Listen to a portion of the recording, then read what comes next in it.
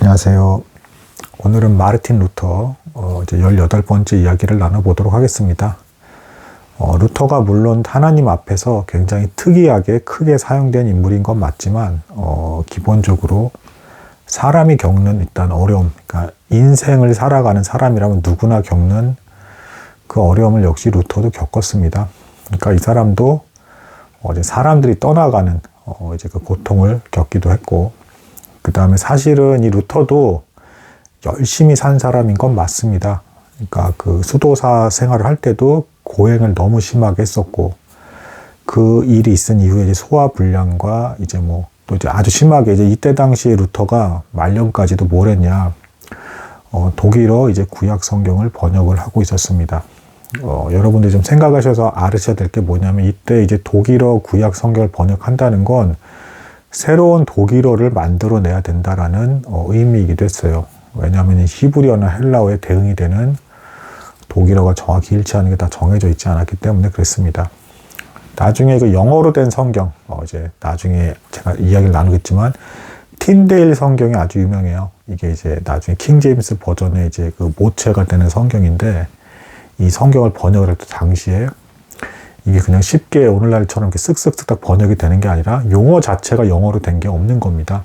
그러니까 이제 구약시대 그 히브리어 말이라든가 신약시대 헬라어 말에 그 정확히 대응되는 그 용어 자체가 없는 거예요. 그럼 이제 신조어로서 이제 영어를 조합해서 합성어도 만들어야 되고, 어감을 살려서 그 뉘앙스와 본문의 주제를 절묘하게 잘 맞춰서 이제 해야 되는 작업이기 때문에 대단히 어려운 작업입니다. 그래서 루터도 구약 번역을 할 때 10년이 넘는 기간 동안 그 작업을 하고 있었던 거예요. 여러 가지 서신서액을 받으면서. 그래서 치질도 생겨서 이제 변을 볼 때마다 엄청난 고통을 또 이제 느꼈고요. 그리고 이렇게 친구들이 떠나가는 요 맘때쯤에 추가로 엄청난 또 두통에 시달리는 또 일도 이제 발생을 하게 됩니다. 그래서 이제 루터는 자기는 어쨌든 믿음으로 선한 일을 하려고 하는데 이 두통 때문에 너무 괴롭다, 마귀가 나를 공격한다, 이렇게 믿었어요. 아무튼 이제 그 오늘날의 이제 의학 전문가들에 의하면 심리적인 요인에 의한 고통으로 이제 보고 있습니다. 아무튼 루터는 이제 그 개신교 안에서도, 그러니까 이제 카톨릭을 배척해서 나온 다른 종파들이 다 개신교입니다.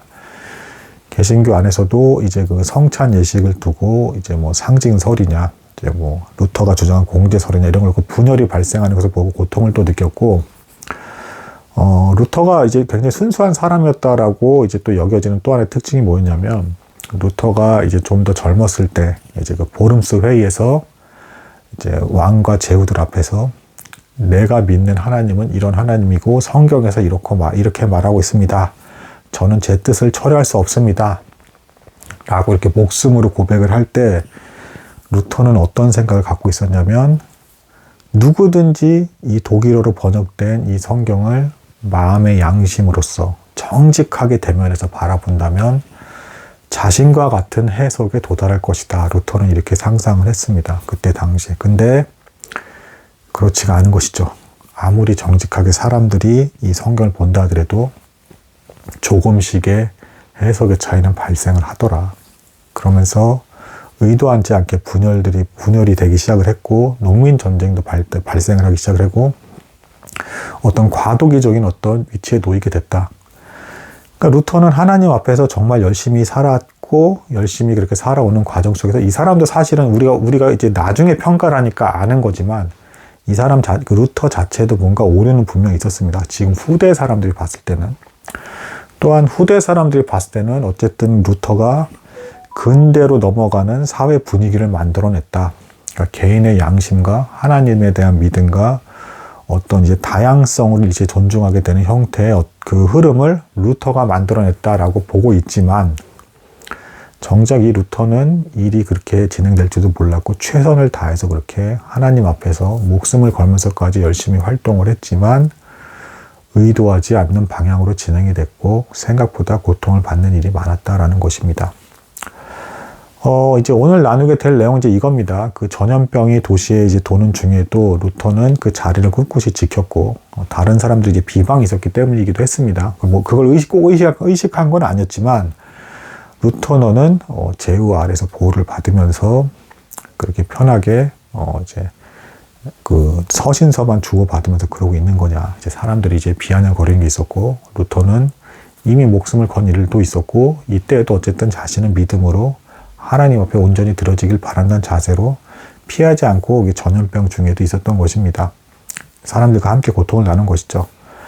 그리고 다행스럽게도 가족들도 이때 함께하고 있었고, 신기하게 루터와 가족들이 이제 전염병으로 죽지는 않았다. 뭐 이런 일이 있었습니다. 자, 근데 여기서 어쨌든 제가 지금도 말씀드리는 핵심 요지는 뭡니까? 인간이 이렇게 열심히 살아도 사람들은 이제 루터의 어떤 심중에 대해서 정확히 이해할 수도 없을 뿐더러 이견이 발생하기도 하고, 물론 동의하고 동조하는 사람도 있었지만 떠나가는 사람도 발생하고, 그러면서 의도하지 않게 혼란과 다툼의 과정을 어쨌든 루터가 살아가는 시기에는 그런 것들이 발생했다. 그러니까 그 루터는 이렇게 갈 의도는 아니었음에도 불구하고 그렇게 되었다라는 것입니다. 여기서 또 국제 정세가 변하기 시작을 합니다.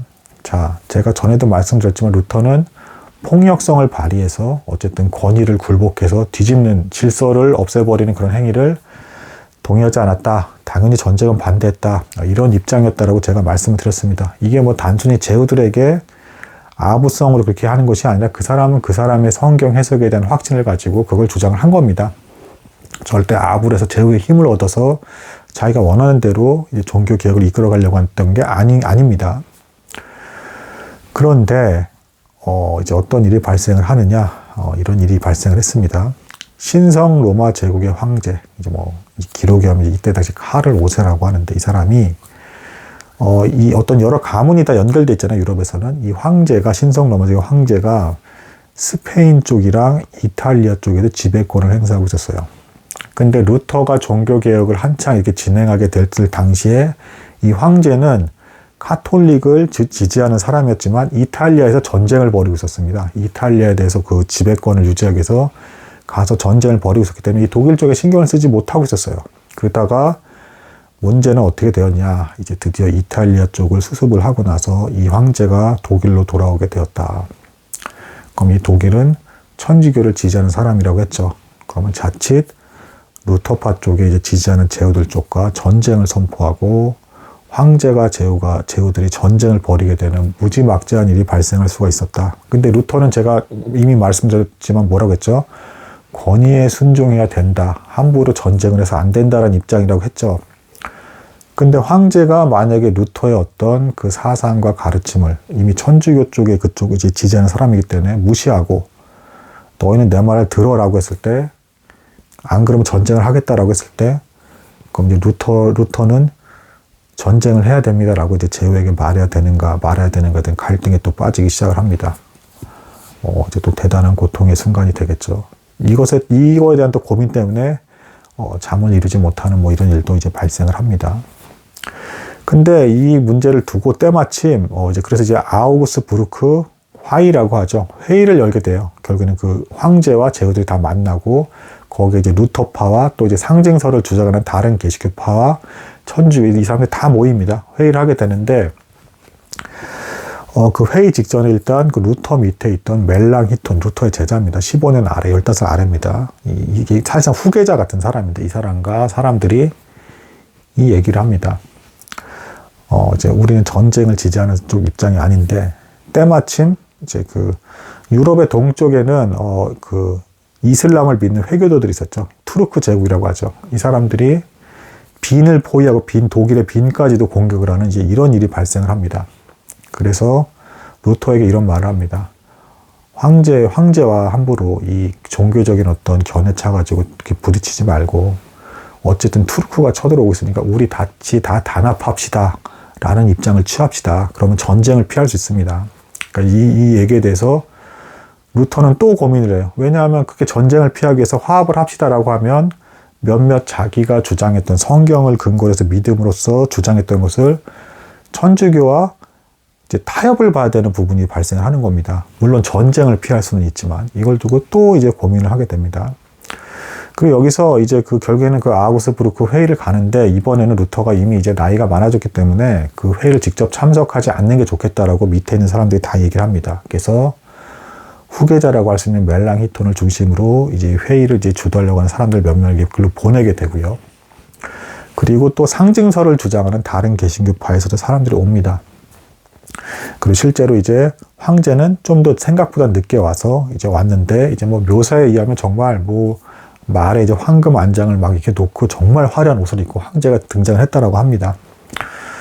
자, 그래서 이렇게 회의를 진행하게 됐고, 멜랑히톤이 회의를 이제 그 루터파의 대표로서 이제 회의를 주관하고 있는데, 이제 루터는 비텐베르크에 남아서 계속 편지를 보내면서 상황이 어떻게 됐냐, 회의는 어떻게 돼가는 것이냐, 무엇을 내줘야 되고 무엇을 타협할 것이냐, 이거에 대해서 계속 뒤에서 이제 그 지시하는 입장을 취하게 되었습니다. 근데 이게 또 되게 묘한 게 뭐냐면, 이 회의의 그 분위기를 그 루터가 직접 가서 분위기를 지금 느끼고 있는 게 아니잖아요. 그러니까 카톨릭이나 이제 그 상징 성찬식의 상징석을 주자라는 이 사람들이 타협안을 내놓았을 때, 루터는 마냥 편지의 그 글만 읽고 그건 속임수일 거다, 타협을 하면 안 된다, 우리는 하나님의 뜻에 믿음으로 지켜야 된다, 이런 완고한 어떤 그 자세를 계속 취하게 됩니다. 그러니까 루터가 심각하게 그 실신 상태로까지 병을 앓고 났다가 회복을 한 뒤에는, 아, 이제는 정말 타협하지 말고 내가 확신 가운데 하나님의 뜻대로 나아가겠다면서 자기의 어떤 그 신학 사상을 더 완고하게 주장을 하기 시작합니다. 이때가 그럴 타임이었어요. 근데 문제는 뭐냐, 그 회의에 막상 참석한 멜랑히톤이 그 회의 분위기를 보니까 루터파를 지지하는 제후의 숫자가 생각보다도 적을 뿐더러, 그리고 카톨릭이 여전히 더 세력이 우세했고, 그리고 또 이제 나머지 그 개신교파와도 이제 생각보다 타협이 잘 진행되지 않는 상황이라는 걸 멜랑히톤, 그 회의장에 직접 있는 이 멜랑히톤은 굉장히 강하게 느끼고 있었습니다. 그리고 이렇게 루터가 말하는 대로 정말 시키는 대로 너무 강하게 이렇게 주장했다가는 우리끼리 정말 전쟁이 벌어질지도 모르겠다라는 이 공포감에 휩싸이고 있었습니다. 그러니까 이 멜랑히톤은 그 사이에 껴가지고 또 이제 이러지도 저러지 못하는 묘한 딜레마에 빠지게 됩니다. 전문가에 의하면 루터보다는 멜랑히톤이 조금 더 부드러운 온유한 입장을 취했기 때문에 이제 그 어떤 타협을 하기에 더 유리했던 인물이다라고 봐요. 그러니까 루터가 아예 편지로서 자꾸 개입을 하지 않고 내버려 뒀으면 좀 더 쉽게 타협이 이루어지지 않았을까라고 이제 이렇게 상황을 이제 보고 있습니다. 근데 아무튼 이 상황에서 생각보다 이제 회의에 대한 어떤 타협은 잘 진행되지 않았다. 카톨릭의 의회로 이 루터파에게 이제 그 너희의 어떤 자치권을 인정해 주겠다, 그리고 이런 차이점에 대해서 너희 대신 이런 걸 받아들여라고 하면서 좀 이제 완화된 입장을 생각보다는 취했는데, 이거를 이때 루터는 속임수다, 받아들이지 마라 하면서 걷어차버립니다.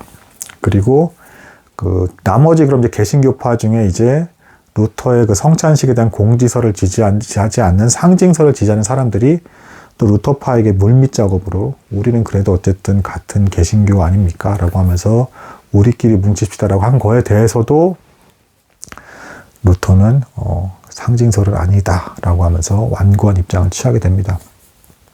이럼으로써 안타깝지만 이 아우구스부르크 화의는 이제 결렬이 되게 되고 30년 전쟁에 빠지게 되는 끔찍한 결과를 낳게 됩니다. 자, 그러니까 어쨌든 그 루터가 오늘날 후대 우리에게 있어서는 뭐 좀 더 근대적인 자유권을 확대하고 다양성을 존중하게 되는 어떤 문화를 형성하는 기반을 제공하고, 독일어로 된 성경을 번역하는 과정에서 다양한 언어를 더 이제 파생시켜서 발달시키고, 또한 뭐 남녀 평등이나 이런 입장에 대해서도 좀 더 이제 관대한 어떤 것들이 생기기 시작을 하고, 이런 것들을 이렇게 일단 만들어낸 어떤 이제 그런 사람처럼 이제 보기 쉽지만, 이 사람은 사실은 하나님 앞에서 정직하게 성경을 최대한 있는 그대로 해석을 하고 그대로 믿음을 지키고 다른 사람들도 그렇게 살기를 바랬던 이제 그런 사람이었고, 열심히 노력을 해서 뭐 치질과 소화불량 그리고 두통의 어떤 심리적인 고통까지 겪어가면서 굉장히 부지런하게 막 고행까지 직접 자기가 다 체험을 하면서 열심히 살았음에도 불구하고 시대 흐름과 분위기와 또 사람들의 이견과 어떤 그 이제 떨어져 나가는 어떤 분리된 어떤 일들을 계속 겪으면서 이제 인생이 역시 똑같이 쉽지 않음을 경험한 한 사람의 그냥 일반적인 사람이라고도 볼 수 있다라는 어떤 이제 그런 특징이 있겠습니다. 그래서 루터는 루터대로 뭐 유명해지고 뭐 하나님 앞에서 크게 쓰인 사람처럼 보일지 모르겠지만 고통이 대단히 컸다. 뭐 동일한 사람이기 때문에 인생은 쉽지 않은 것이기 때문에 그랬다라는 것을 오늘 이제 나눌 수 있겠습니다. 오늘 여기까지 나누도록 하겠습니다. 감사합니다.